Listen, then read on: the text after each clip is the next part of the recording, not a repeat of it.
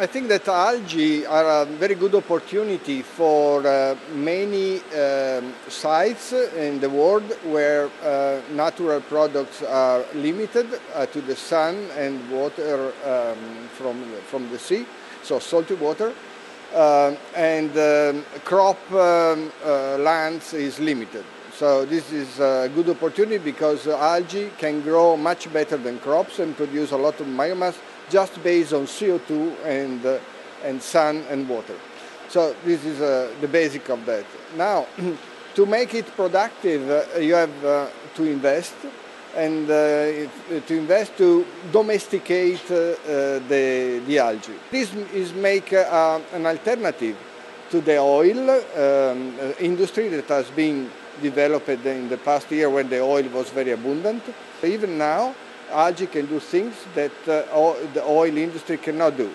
Algae can be eaten. Many algae like chlorella, like Chlorophyllopsis, are already be specified, tested, and can be eaten. In fact, we eat pills for vitamins that are exactly algae compressed and stabilized. We have to invest in developing the procedure exactly in the environmental condition where the power plant is, and the CO2 must be fixed, and the sun and temperature condition have to be matched exactly with the algae that we need to grow there. We hebben vandaag een presentatie gegeven over wat zowel wij doen met algen, als wel TNO, een onderzoeksinstituut hier in Nederland, maar ook op Aruba, en een samenwerking met de Universiteit van Verona. En alle drie die partijen die werken aan algen, aan verschillende stukken van de algenketen. En waar we eigenlijk allemaal heen willen is algen gebruiken voor de productie van bulkproducten, van commodities. Dus dat is, kunt u denken aan voeding, aan diervoeding, aan chemicaliën, aan biobrandstoffen. En het leuke aan algen is dat ze heel veel produceren, dus je kunt daar al die producten van maken.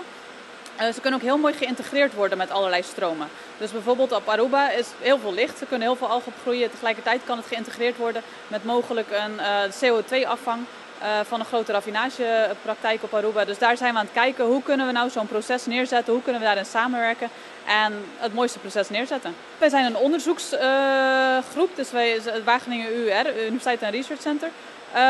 Waar wij naar kijken is, hoe moet je nou die algen kweken? Hoe kunnen we dat zodanig inrichten dat dat op grote schaal, zowel economisch als op een duurzaamheid, dat goed gedaan kan worden? In Wageningen wordt denk ik al zo'n 15 tot 20 jaar misschien wel onderzoek gedaan naar algen. Dat begon heel kleinschalig, dat is dus langzaam uitgebreid.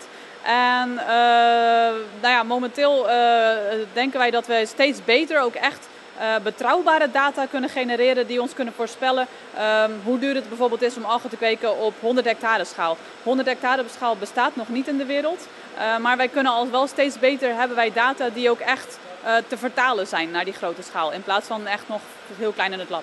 Dat is erg interessant hè, om de situatie van Aruba te bekijken, omdat het wel alle ingrediënten heeft om een succesvol en groot project neer te zetten. Aan de ene kant hebben we natuurlijk een CO2-bron. En aan de andere kant ligt Aruba centraal ook richting bepaalde uitvalswegen.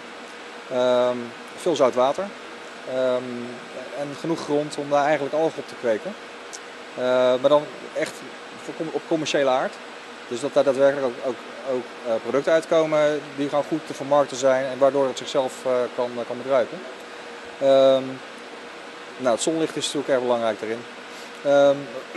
Het is overigens wel een uitdaging, hè, want hoe koppel je de CO2, die komt uit de industrie, aan hoe dat de algen erbij kunnen en vervolgens dat de algen er iets van maken waar je ook iets aan hebt. En hoe ga je dat opschalen naar industriële schaal, zodat het ook een goede bijdrage heeft voor Aruba zelf. En daar ook weer mensen natuurlijk te werk gesteld kunnen worden. En waarschijnlijk ook allerlei andere bedrijven zullen aantrekken die iets met die grondstoffen weer zullen gaan doen en daar weer producten van zullen maken.